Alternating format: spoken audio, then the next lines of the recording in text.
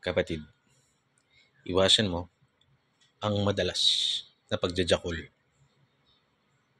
Ayon sa isang pag-aaral na isinagawa ni Dr. Jean Vituge, ang balagiang pagjajakol ay nakakapagdulot ng panghihina ng ating katawan. Panghihina o panglalambot.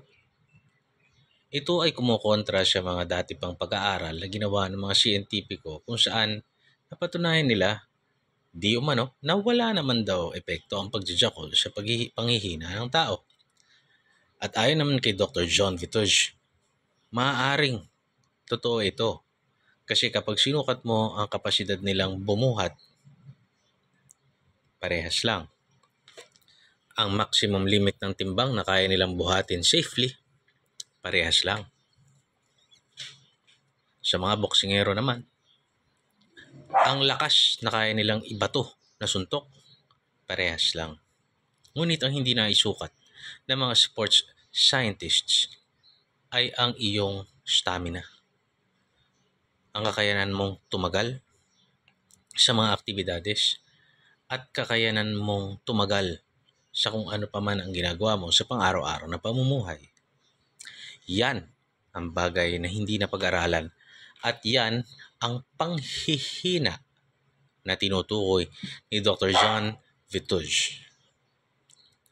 Kung ikaw ay gigising na ikaw ay nang lalambot, minsan akala mo ikaw ay may brain fog o ikaw ay lethargic o ano pa man, ito ay dahil sa araw-araw kang nagjajakol. Bagamat ang pagjajakol ayon sa mga siyentipiko ay nakakatulong. Sinasabi pa nga, at least 21 times a month. Hindi 21 days na tuloy-tuloy, hindi ganon. 21 times. So, ang pinaka-healthy na pagjajakol ay once a day for 21 days sa loob ng isang buwan. Yun ay para makaiwas sa prostate cancer. Ngunit, ito rin naman ay nagdudulot sa mga lalaki ng matinding panghihina kung araw-araw mo naman itong gagawin.